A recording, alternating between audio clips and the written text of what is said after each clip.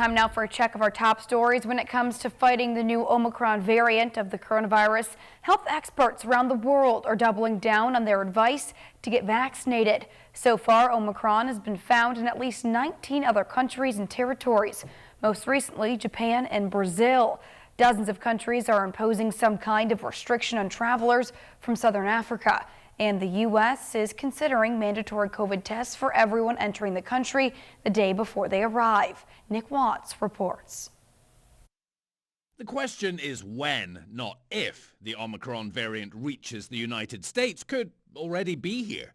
Among the first to study Omicron, this guy. It looks like a problem, but we don't know to what extent it's going to be a problem. I wouldn't at this point say that this is hugely different from stuff we've seen before. I think we'll get some information on transmissibility and severity in the coming days, maybe a week or two.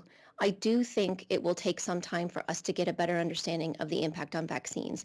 Our estimate is between 2 and 4 weeks. Here's what we already know about Omicron's mutations. These mutations have been associated with increased transmissibility and immune evasion.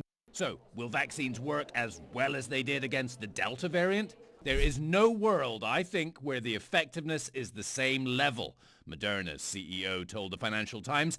If Omicron does indeed diminish protection from vaccines, boosters should reduce dramatically the gap.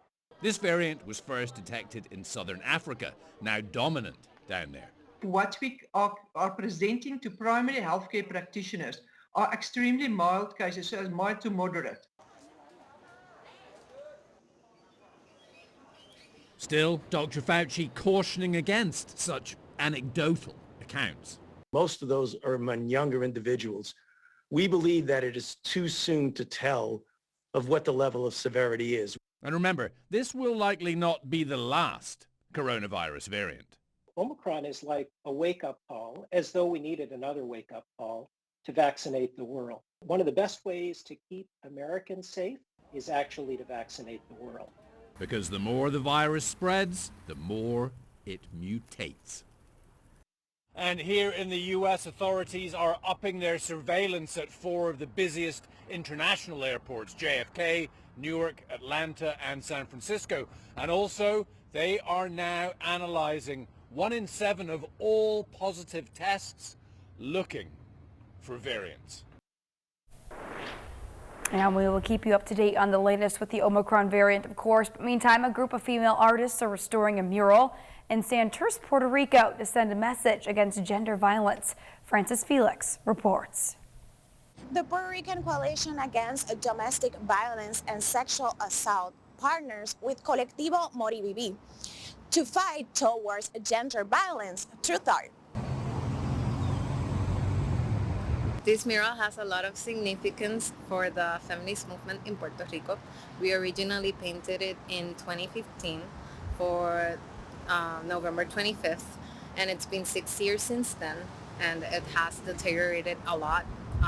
It's faded, it's very faded, and so much happened with the mural that we don't want that to be lost. We want to preserve that collective memory, and that's why we thought it was really important to restore it. This wall was made in 2015 as an initiative that symbolized what represents the International Day of Non-Violence Against a Woman. We have two black women that are naked because we wanted to represent the natural beauty of the woman body. The other thing that we have in the murals are butterflies, because at that moment was a symbol that we usually work with, but also it represents the Las Tres Mariposas, which were the 3 women that were killed in the República Dominicana because they were against Trujillo.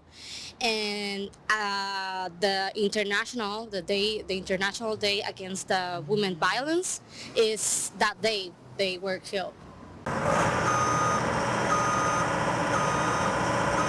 Tell us about the partnership between Coordinadora Paz para la Mujer. Originally came to us with the idea to make a mural for November 25th. we were beginning in our career. It was maybe our second, third year, something like that. And it really was a crucial time for us. We were really young, so we were also kind of learning about feminism ourselves at that moment. And definitely the collaboration with Coordinadora was part of that growth for us.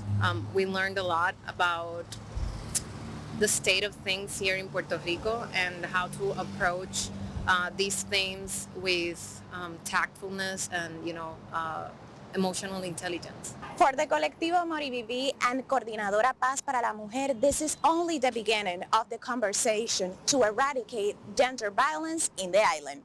Reporting from Santurce, Puerto Rico, Frances Felix. All right, thanks, Francis. In the meantime, the Straw Market in Nassau, Bahamas is a place where vendors and locals sell goods in order to make a living. The popular and tightly packed shopping center's been closed since the pandemic started, but now it's reopened to visitors, meaning many Bahamians are finally back to work. Our One Caribbean News' Deandra Hamilton takes us there. Downtown Nassau is reopened, and with the opening of Bay Street, which is the welcome mat of cruise ships and Paradise Island guests, there is a return of the world-famous Straw Market, where hundreds of vendors are housed, dependent upon the sales of their souvenirs to make a living. The coronavirus pandemic plummeted business on the usually bustling strip. It is now transformed from a ghost town, and Prime Minister Philip Davis dropped in for a visit. Smiling because the vendors here are smiling. They're happy to be back to work, and I'm so appreciative that they are happy that they're back to work. Vendors of the Straw Market were thrilled for that visit. You can see in these photos there were hearty exchanges and even a gift for the Prime Minister. Just happy to be back to work. It's awesome. It's in place, and so we are okay with so far, so good. Generally, it's been a burden on me. I could speak for myself. It's been a burden from me, my family and I. And so that's why I can truly say that it is a new day to be back to work. Thank God I'm back, and we can see how it work out. Mask wearing, sanitization stations, a rotation of vendors to allow for physical distancing, and training, which was had well beforehand to help keep the environment safe, attractive, and hopefully, with the return of guests, lucrative. So in town, they're blocking Bay Street, so we have to ensure they have a venue to come and spend some of that money with our people. So I'm so glad and elated to see the joy in their face this morning that they are back to work.